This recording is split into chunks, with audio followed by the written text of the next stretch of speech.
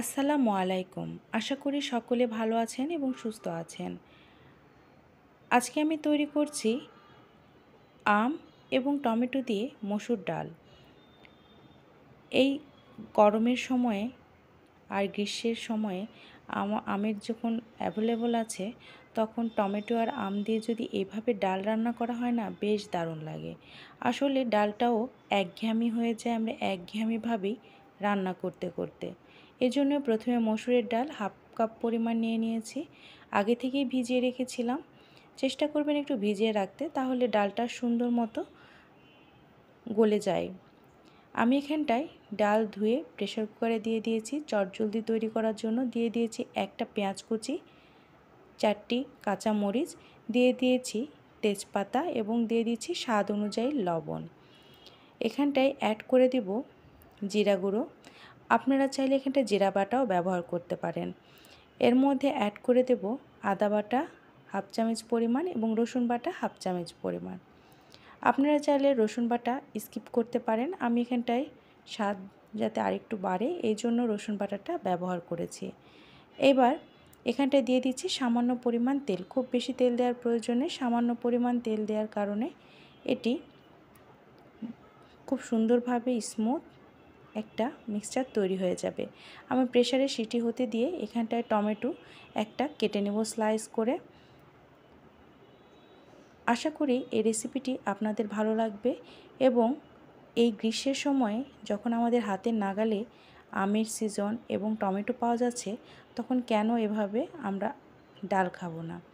আসলে গরমের সময় এভাবে টক ডাল খেতে বেশ দারুণ লাগে। এখানটা আমও আমি স্লাইস করে কেটে নিয়েছি।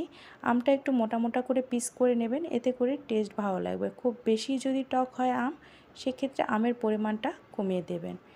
এর মধ্যে আমার ডাল একদম অলমোস্ট রেডি। এবার আমি এর মধ্যে দিয়ে দিচ্ছি টমেটো কিউবগুলো, দিয়ে এটি ভালোভাবে একটু ঘেটে নেব। এর মধ্যে এবার অ্যাড করে দেব হলুদের গুঁড়ো। আমি এখানটায় অল্প পরিমাণ হলুদের গুঁড়ো ব্যবহার করছি, এটি কালার এবং ফ্লেভারের জন্য।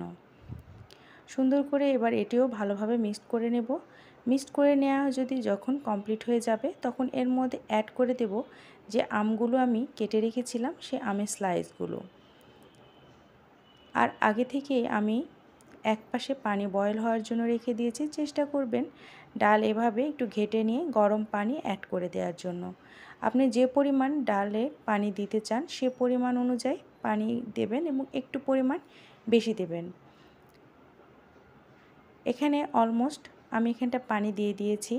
এবার এটি আমি বয়েল হওয়ার জন্য চুলার জালটি জ্বালিয়ে দেব। এটা 1 থেকে 2 মিনিট একটু বয়েল করে নেব। এতে করে সুন্দর একটা ঘ্রাণ আসবে এবং এটি অনেকটা পানি যে ডালের সঙ্গে মিশ্রণটি এটি অ্যাডজাস্ট হয়ে যাবে।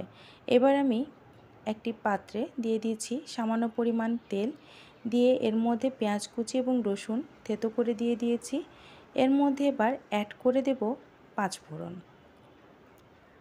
ডালের মেন জিনিস হচ্ছে 5 ফোড়ন। এই 5 ফোড়নের কারণে এটির ফ্লেভারটা অনেক সুন্দর আসে, খেতে খুব ভালো লাগে। খুব বেশি একটা 5 ফোড়ন দেবেন না, এতে করে খুব একটা স্বাদ আসবে না, এতে করে আরও বরং খারাপ লাগবে খেতে। দিয়ে দিচ্ছি 2টো শুকনো মরিচ, এতে করে ফ্লেভার এবং স্বাদ দুটোই বেড়ে যাবে। এর মধ্যে এবার যে ডালটি আমি আগে থেকেই বয়েল করে নিয়েছি সে ডালটি এবার ঢেলে দেব, দিয়ে এটি 1 থেকে 2 মিনিট বয়েল করে নেব। আশা করি আমার এই ভিডিওটি আপনাদের কাজে লাগবে এবং ভালো লাগবে।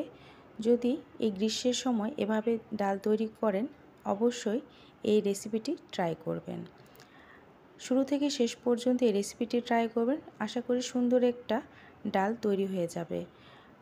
আমার রেসিপিটি যদি আপনাদের ভালো লেগে থাকে তাহলে অবশ্যই আমার চ্যানেলটিকে সাবস্ক্রাইব করতে ভুলবেন না। আর ফেসবুক পেজ থেকে দেখে থাকলে অবশ্যই পেজটিকে ফলো দিয়ে আমার পাশে থাকবেন।